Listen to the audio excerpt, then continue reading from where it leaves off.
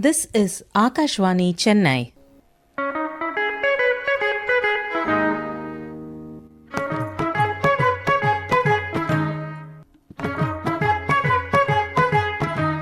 We feature an interview to rise above the ordinary. We have with us here Mr. Sriram Gopalan, formerly a technical expert, now a founder of PRAKRITH ARIVAGAM, a library that encourages children to read books. It also entertains children in various ways to sustain their interest. Mr. Sriram Gopalan's PRAKRITH ARIVAGAM library received applause from none other than our Honorable Prime Minister of India, Shri Narendra Modi ji, in his 116th episode of Mann Ki Baat. Let's listen to Mr. Sriram to know more on the activities of his library and how it was to receive an appreciation from the Honorable Prime Minister.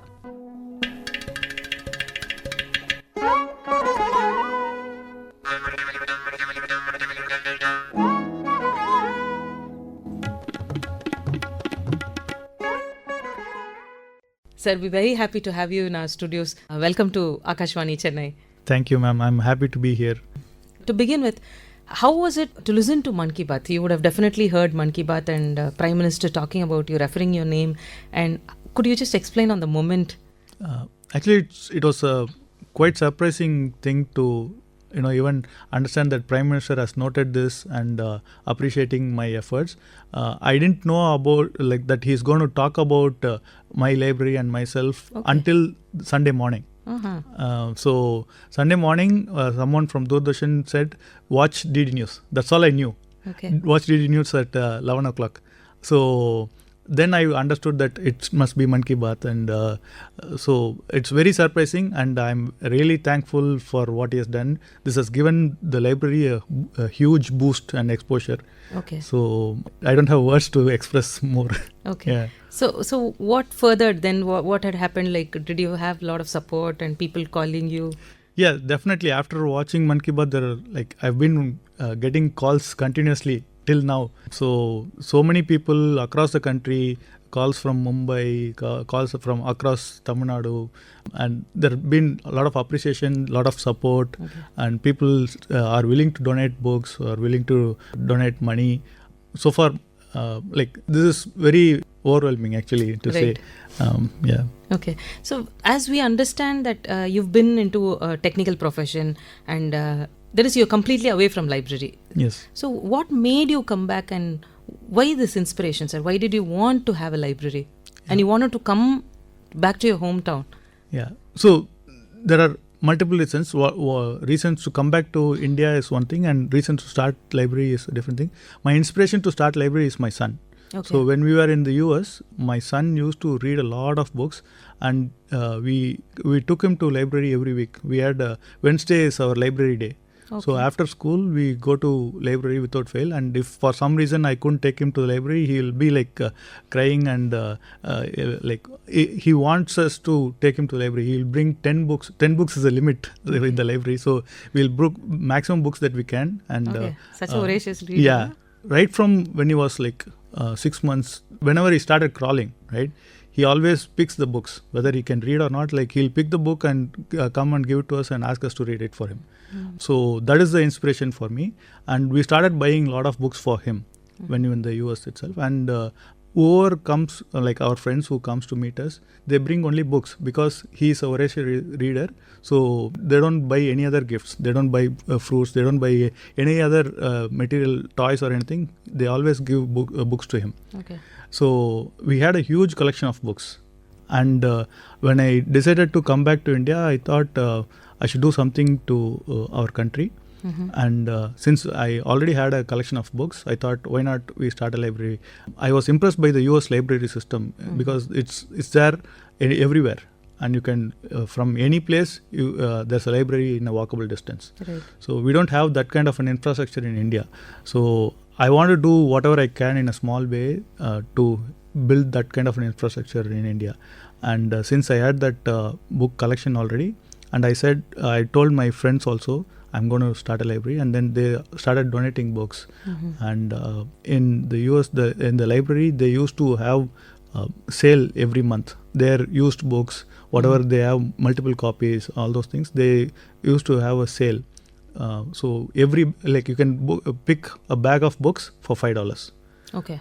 So I, like, before moving to India for the past 5 years, I used to buy at $5 or $10 every month. So that was not a big pinch for my pocket, but at the same time, I started collecting lot of books. Okay. So by the time I moved back to India, I already had like 2,500 books.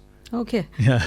So that's also slowly catching up here as well. When Yes. you go to a bookstore or something, now they have this system. You can fill in your cart, how many ever books you fill, and that will be for certain number of dollars. Right. And so that's how it gets. So that is one point.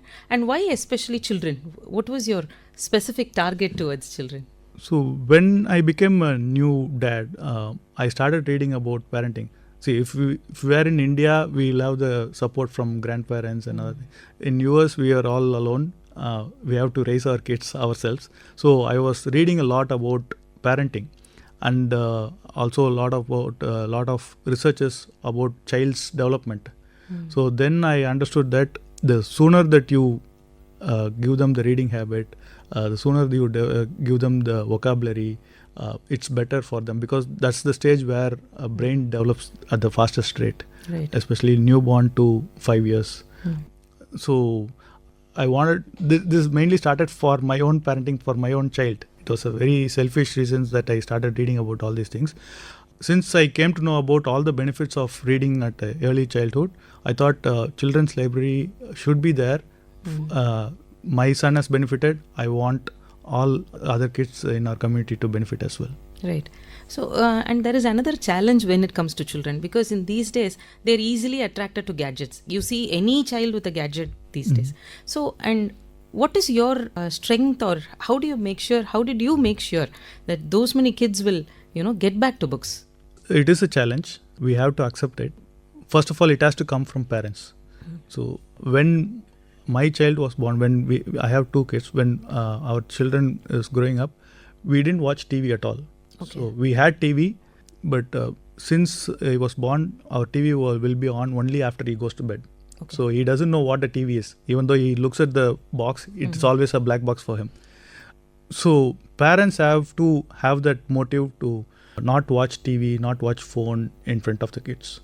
Because it's so hard for us adults to control our urge to watch phone, right? And expecting our kids to not watch phone is I don't know, it's hypocrisy, Yeah, right? right. So I would encourage parents to give that environment for them, and that in that way, library is such environment where you don't have any other distractions. You don't have phones or TV or internet or computer, so you can be immersed in the book. And especially when you are surrounded by so many books and you don't have anything else to do, kids naturally go and start reading. All I ask parents is, bring your child to the library at least a few minutes a day, or make it a habit. Even if it's once a week, that's fine, but make sure it's happening at the same day, at the same time, and make sure it's a habit. Right. Then kids will start reading. So, like, how do you sustain their interest? Because kids, they need everything new. They will want new stories with a lot of imagination and other things, because they are very imaginative, basically. Right. And how do you sustain their interest having this library? What other things do you do? So, as I said, I came to India with 2,500 books. Now it's grown to more than 3,000 books. So each book is completely different. Each book will kindle your creativity like anything. So that itself is very good way to keep them attracted and involved in reading books. But other than that, we also have story time sessions every week.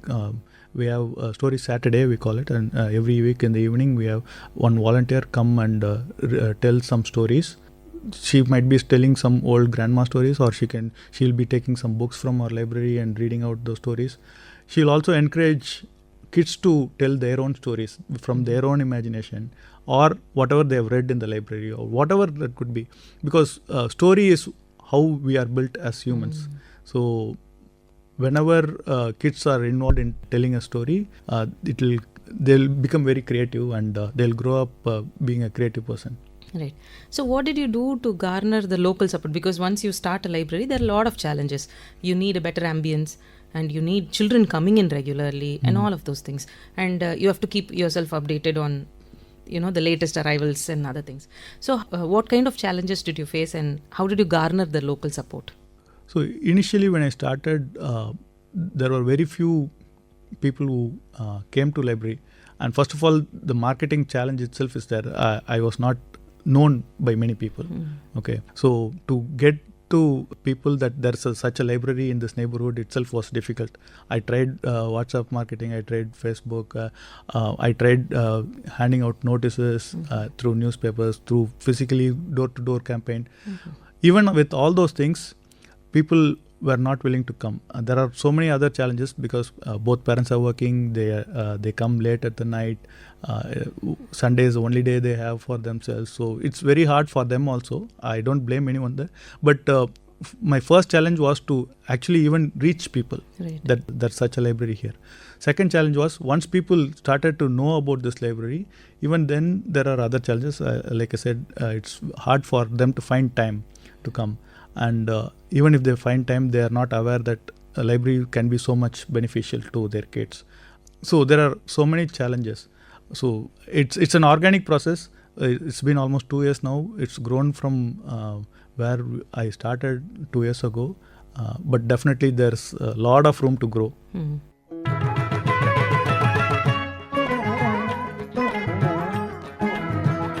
How do you see yourself in 10 years, sir? Like, what is your the mission of the library? So what do you expect? So my mission is whoever, whenever they want a book to read, they should be able to get that book to read. Wherever they are, it should not, money or distance or any other factor should not be an hindrance for them to read books. That's my vision. Whether I'll be able to achieve that or not is a big question mark.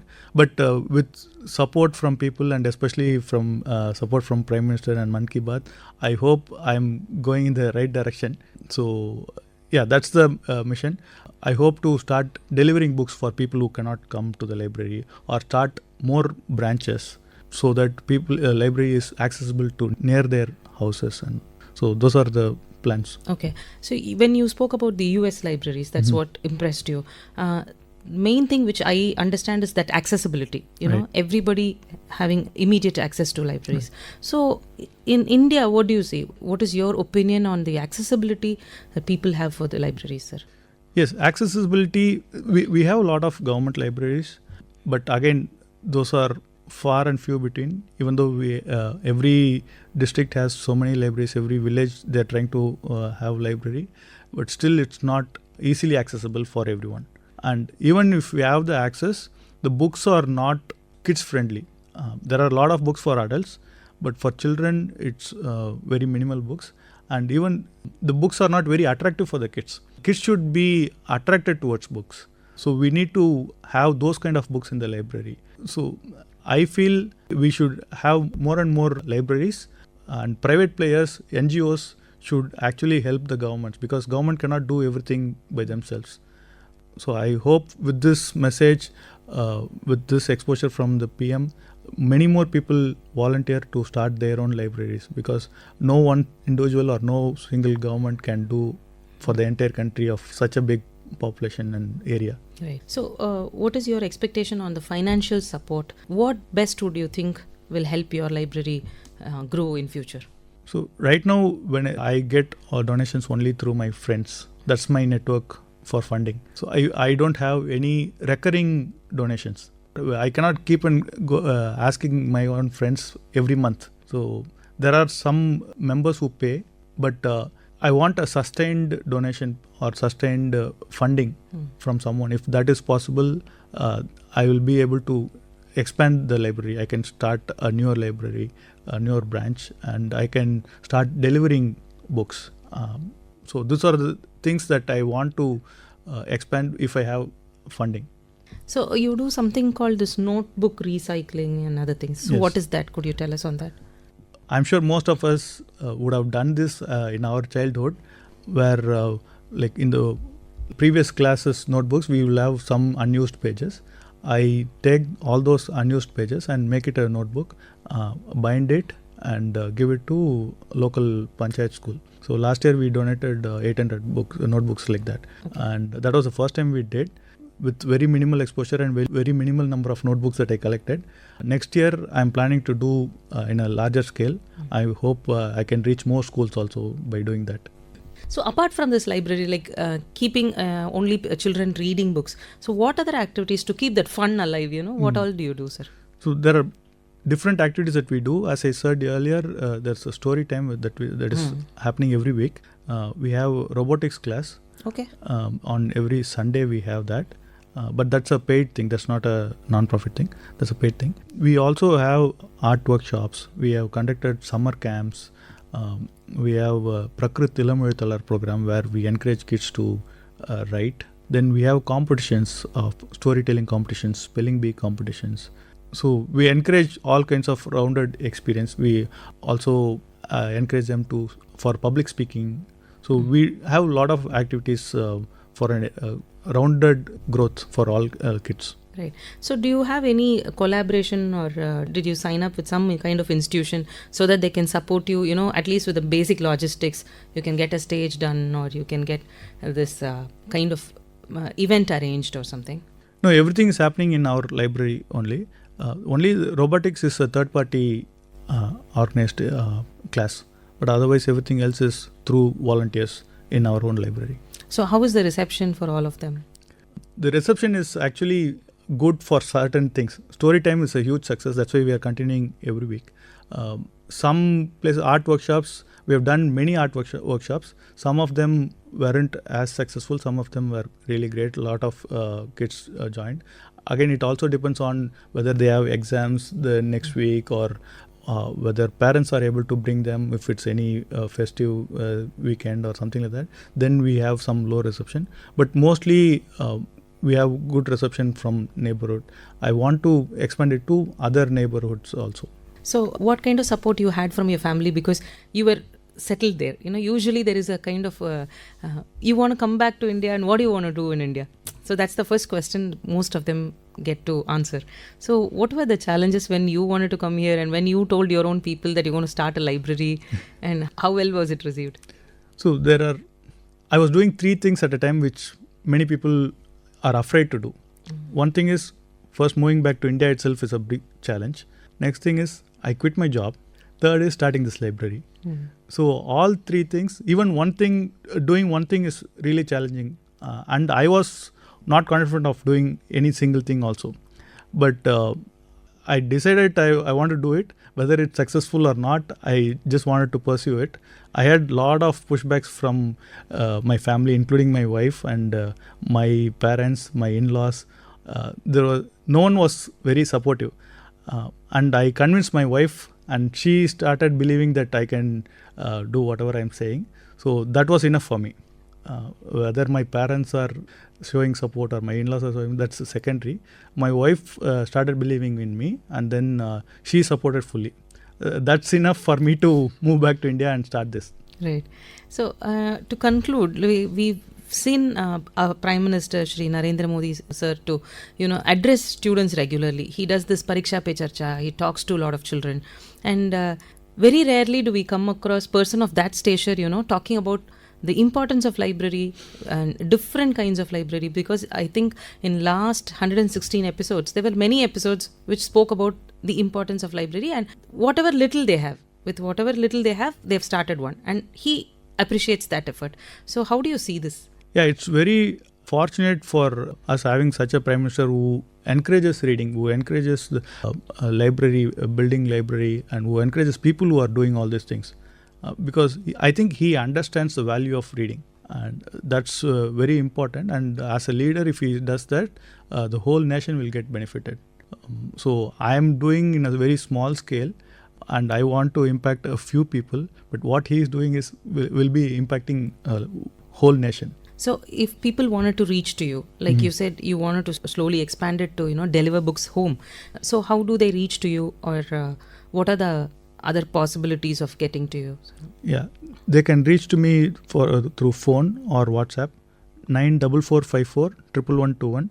So any help that you can offer our library, I am happy to take it, so that it is only going to benefit more and more kids. So if you are in any way offering help, even just giving a call and giving moral support, that itself is a great motivation for me to continue doing this. Right.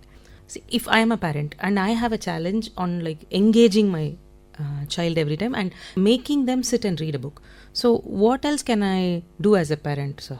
Yeah, surround them with books. That's main thing. Changing the environment, because if we watch phone and ask them to read, it's not going to help. We should start reading books, and we should surround them with books. Whether you're taking them to the library or building your own library at home, or just even reading newspaper or whatever book.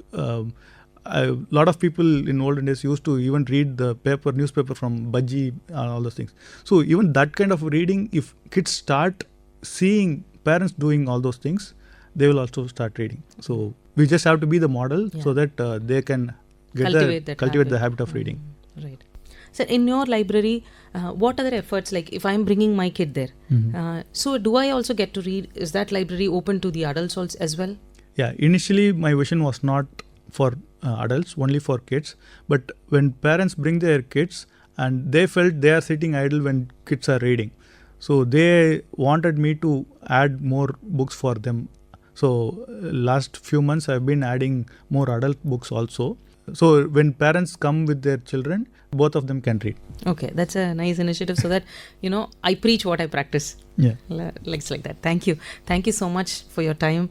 And you've made a very special initiative, and that has reached the Prime Minister and in any surprising way. And I'm sure it'll reach more number of people. Thank you so much for your time, sir. Yeah, thank you for inviting me and having this conversation. I'm glad that I was able to express myself and my vision and all my thankfulness for our Prime Minister. Thank you.